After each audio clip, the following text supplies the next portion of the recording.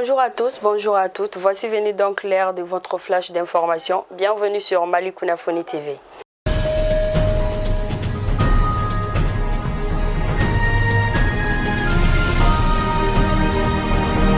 Mise en place hier du comité d'orientation stratégique sur les réformes politiques et institutionnelles, Mokhtar Wane appelle à matérialiser le chronogramme électoral. Comme annoncé, le lancement des travaux du comité d'orientation stratégique sur les réformes politiques et institutionnelles, COS, a été effectué hier par le Premier ministre. Rasbat et co-accusés sont désormais libres. La Cour suprême confirme l'abandon des charges dans l'affaire du complot contre l'État. La Cour suprême a rejeté lundi 19 avril le pourvoi du procureur général et confirmé l'abandon des poursuites intentées contre plusieurs personnalités dont l'ancien Premier ministre Boubou Cissé et l'animateur radio Rasbat, accusés depuis décembre d'avoir préparé un coup d'État au contour mystérieux contre l'État. 5 de ces accusés, emprisonnés depuis décembre, ont été libérés. Championnat national, le stade malien retrouve la bonne carburation. Après l'US Bougouni et LC, le champion en titre a signé une troisième victoire des rangs face au Real battu 1-0 dimanche dans le match au sommet de la 12e journée. Restons toujours dans la page sport où le premier triplé pour Oumou Touré, auteur d'un doublé lors de la première journée du championnat contre les Tigresses d'Écaille. La cantonnière a enchaîné avec un triplé samedi face au Super Club et trié 7-0 avec l'ISFAS.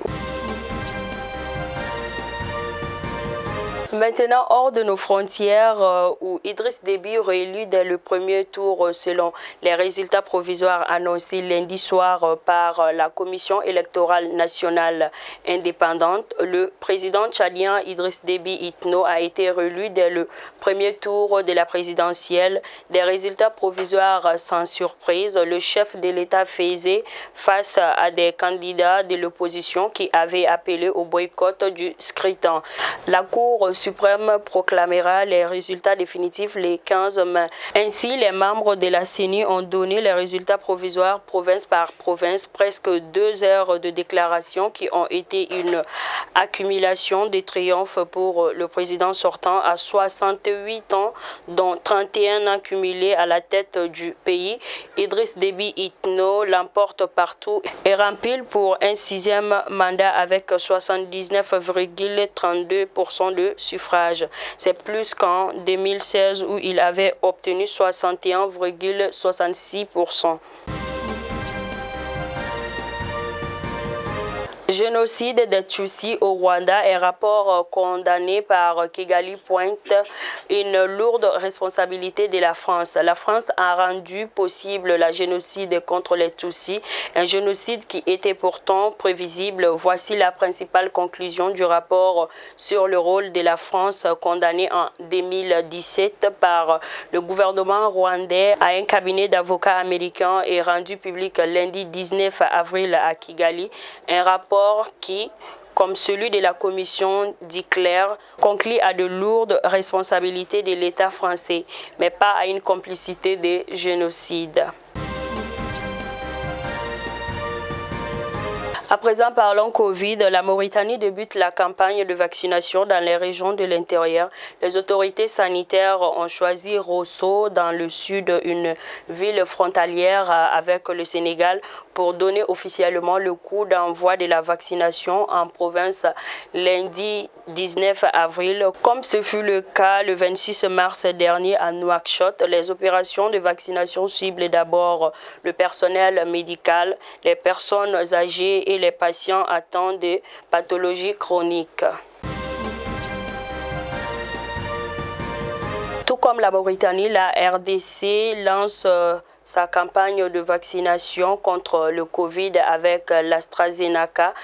En effet, la République démocratique du Congo a lancé ce lundi 19 avril à Kinshasa la campagne de vaccination contre le Covid-19 en dépit de polémiques et controverses que le vaccin AstraZeneca a suscité à travers le monde et les médias. Les autorités congolaises l'ont retenu pour la campagne après un premier report par précaution. Le feu vert a été donné au cours d'une cérémonie en l'absence des plus hautes autorités du pays. Page noire, la radio-télévision nationale annonce la mort du président Idriss Déby.